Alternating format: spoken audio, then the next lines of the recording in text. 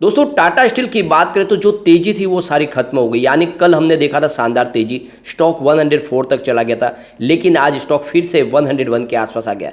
यानी पिछले कई दिनों से जहाँ पे स्टॉक ट्रेड कर रहा था उसी जगह पे चला गया है। तो ऐसे में जो तेजी थी वो सारी खत्म हुई। तो ऐसा क्यों हुआ? कल की शानदार तेजी के बाद आज गिरावट क्यों हुई? और ये गिरावट सिर्फ क्या टाटा स्टील में है या पूरे स्टील सेक्टर में? और क्या आने वाले समय में स्टील सेक्टर में तेजी बनेगी या फिर ऐसे ही गिरावट का दौर जारी रहेगा? वैसे अच्छी बात यह है कि आज भी इंट्राडे में 100 के स्तर को इसने नहीं तोड़ा, यानी सपोर्ट मजबूत है। और आने वाले समय सपोर्ट को अगर मेंटेन रखा जाता है तो फिर आने वाले समय यहाँ पे कुछ पॉजिटिव संभावना बन सकती है। वैसे टाटा स्टील की बात करें तो स्टॉक बहुत ही मजबूत लग रहा है, इस लेवल पे काफ़ी अट्रैक्टिव लग रहा है। जब से स्प्लिट हुआ स्टॉक उसके बाद में इसकी प्राइस लोगों को पसंद आ रही है, तो आने वाले समय निवेश तो आएगा ही। दूसरी तरफ अगर आप देखें तो टाटा स्टील को लेकर एक बड़ा क्लेरिफिकेशन मांगा गया है एक्सचेंज की तरफ से, और यहाँ पे क्लेरिफिकेशन क्यों मांगा गया उसको जानेंगे इस वीडियो के माध्यम से। साथ में यहाँ पे आगे की क्या संभावना बन सकती है स्टील सेक्टर के लिए, जाने माने रिसर्च एनालिस्टों की राय लेंगे स्टील सेक्टर को लेकर, और स्टील सेक्टर में जो दबाव है उसकी पीछे क्या ऐसे ही गिरावट जारी रहेगी या फिर आने वाले समय कुछ पॉजिटिव संभावना बन सकती है। इन सारी बातों को इस वीडियो के माध्यम से डिस्कस करेंगे और जानने की कोशिश करेंगे क्या इस गिरावट का हमें फ़ायदा उठाना चाहिए। सबसे पहले बीएसई सेंसेक्स की बात करें तो 59,959 के स्तर पे क्लोजिंग दी है, जहाँ पे हमने 203 पॉइंट की आज तेजी देखी है, यानी 0.34% की तेजी। तो तेजी है, इतनी बड़ी नहीं है लेकिन फिर भी पॉजिटिव क्लोजिंग है, काफ़ी अच्छी क्लोजिंग रही है। अब यहाँ पे निफ्टी मेटल में आज काफ़ी बड़ी गिरावट हुई है, आप देख सकते हो 5,884 के स्तर पे 1.44% की गिरावट है, काफ़ी बड़ी गिरावट देखने को मिल रही है। अब टाटा स्टील की बात करें तो स्टॉक की शुरुआत तो शानदार 104 पे हुई, यानी जो क्लोजिंग थी उसी के आसपास शुरुआत हुई, लेकिन जो लो है वो 100 रुपीज़ का है। और यहाँ पे देख सकते हो कि जो क्लोजिंग आई है वो भी 101 की, यानी नीचे की तरफ ही है। 2.45% की बड़ी गिरावट देखी है, यानी लगभग 2.5% की गिरावट हमने टाटा स्टील में देखी, यानी निफ्टी मेटल से भी ज़्यादा गिरावट आज टाटा स्टील में देखी है। जो तेज़ी बनी थी वो सारी की सारी खत्म हुई, फिर से स्टॉक उसी जगह पर आ गया। अब वॉल्यूम को देखें तो पिछले एक महीने पहले इसका 5 करोड़ का वॉल्यूम था, 1 वीक पहले भी 5 करोड़ का ही वॉल्यूम हुआ था। कल इसमें वॉल्यूम में तेजी आई थी, आप देख सकते हो काफ़ी अच्छा लोगों ने इसमें खरीदारी की और इसीलिए इसका वॉल्यूम 8 करोड़ तक पहुंच गया। और लेकिन आज फिर से वॉल्यूम वहीं पर आ गया, 5 करोड़ का वॉल्यूम वाले जो पुराना इसका वॉल्यूम था। इसकी परफॉर्मेंस अगर हम देखें तो 82 इसका 52 वीक का लो है, 138 52 वीक का हाई है, फिलहाल स्टॉक 101 के आसपास है, काफ़ी ज़्यादा करेक्ट हो चुका है। अब यहाँ पे एक्सचेंज की तरफ से एक बड़ा क्लेरिफिकेशन मांगा गया है टाटा स्टील की तरफ से। जैसे कि जो लेटेस्ट न्यूज़ निकल कर आई है उस न्यूज़ में आपने देखा होगा कि टाटा स्टील और फोर्ड के बीच में एक एग्रीमेंट साइन हुआ, जिसके तहत नीदरलैंड का जो इनका प्लांट है वहाँ से टाटा स्टील फोर्ड को ग्रीन स्टील सप्लाई करेगा। और ये जो न्यूज़ निकल कर आया इसी के ऊपर क्लेरिफिकेशन मांगा है एक्सचेंज की तरफ से, क्या ये न्यूज़ सही है या गलत है, ये क्या एक तरह से कोई अफवाह है, तो इसके ऊपर क्लेरिफिकेशन देना है कि क्या है इस न्यूज़ की सच्चाई। तो फिलहाल यहाँ पे क्लेरिफिकेशन मांगा गया है सेबी की तरफ से, लेकिन अभी तक टाटा स्टील की तरफ से इसके ऊपर कोई भी बयान नहीं दिया गया है और उन्होंने न इसका खंडन किया है न अभी इसको माना है। लेकिन ये जो भी क्लेरिफिकेशन आएगा, वैसे ये न्यूज़ तो लगभग सही है, इसमें कोई बड़ी राय नहीं है, लेकिन ये इनका काम है कि हर बार जब भी कोई बड़ी न्यूज़ आ रही है उसके बाद में उनसे क्लेरिफिकेशन मांगा जाता है कि आप इसके ऊपर जवाब दें, एक्सचेंज को इसकी जानकारी दें, क्योंकि ऑफिशियल जानकारी आनी बहुत ज़्यादा ज़रूरी है। जैसे कि already Tata steel green steel के ऊपर कामकाज शुरू कर चुके हैं, तो यहाँ पे देख सकते हो कि आने वाले समय में धीरे धीरे स्टील सेक्टर में जो भी पोल्यूशन है उसको कम करने के लिए टाटा स्टील ग्रीन स्टील का इस्तेमाल करे। और ये जो टेक्नोलॉजी यानी hydrogen based steel making process जो शुरू किया है उन्होंने, तो इस वजह से अगर आप देखें तो इन्होंने अब फोर्ड के साथ में इसकी सप्लाई शुरू किया। अमेरिकन कार कंपनी है बड़ी फोर्ड, जो इनके ग्रीन स्टील को लेंगे, क्योंकि जो पोल्यूशन होता है स्टील बनाने में वो नहीं होगा इसकी वजह से, और आने वाले समय में इसको और तेज़ी से आगे भी बढ़ाया जाएगा।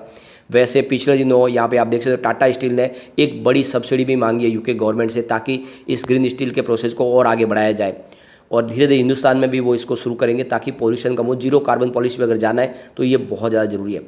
अब यहाँ पे अगर आप देखें कल जो स्टील सेक्टर में तेज़ी बनी, इसके पीछे सबसे बड़ी वजह थी कि डॉलर इंडेक्स जो है उसमें गिरावट हुई, यानी जो 6 मेजर करेंसी है उसमें डॉलर इंडेक्स में काफ़ी गिरावट हुई और 110 के बास्केट के नीचे आया, और उसी वजह से स्टील सेक्टर में तेज़ी बनी कल। और यानी स्टील के जितने शेयर है उसमें ज़बरदस्त हमने तेज़ी देखी है, और इसके पीछे सबसे बड़ी वजह बनी थी डॉलर इंडेक्स।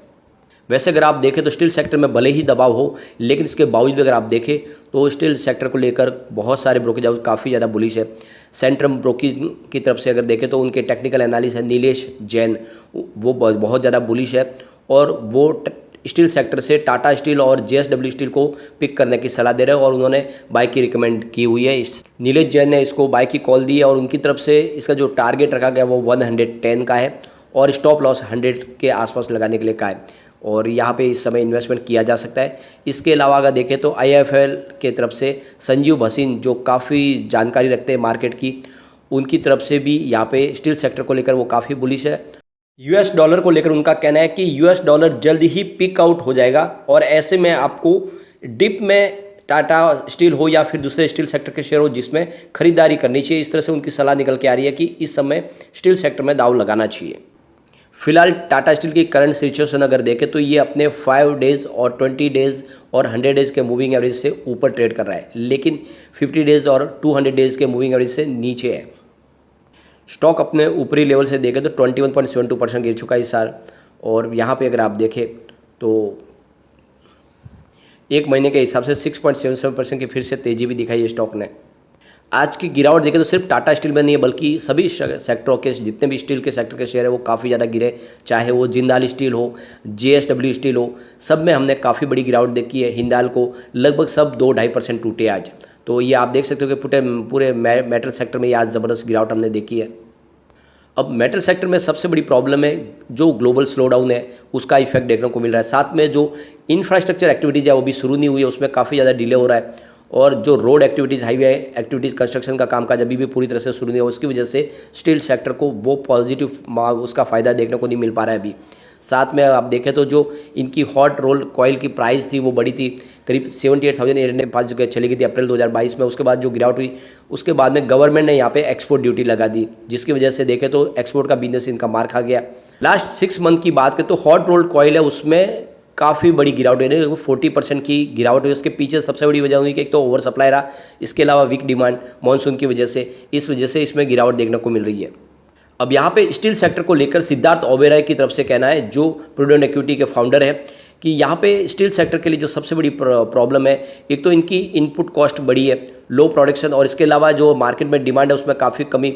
ये इसकी वजह से देखें तो एक्सपोर्ट का जो बिजनेस है वो भी काफ़ी मार खा गया है क्योंकि एक्सपोर्ट ड्यूटी भी लगी, और इस वजह से अगर देखें तो जो कंपनियों का इस बार जो अर्निंग है उसमें काफ़ी दबाव देखने को मिलेगा। एक्सपोर्ट ड्यूटी ने काफ़ी ज़्यादा इनके बिजनेस को इफेक्ट किया है और ऐसे में आने वाले समय में कुछ रिजल्ट है वो भी दबाव के साथ दिखाई दे सकता है। जितने रिजल्ट के जो नंबर होंगे उसमें कुछ कमी जरूर रहेगी, लेकिन अगर आपका नज़रिया लॉन्ग टर्म का है तो टाटा स्टील में बिल्कुल बने रहे। टाटा स्टील आने वाले समय का एक बड़ा मल्टीबैगर बन सकता है। जिस तरह से कंपनी एक बड़े मर्जर प्लान के साथ आगे बढ़ रही है, आने वाले समय स्टील की प्राइस जैसे ही सेटल होगी, थोड़े से ग्लोबल जो रीजन है वो उसमें कुछ सुधार होगा, उसके बाद में आप देखेंगे तो टाटा स्टील में बहुत बड़ी तेज़ी शुरू हो सकती है।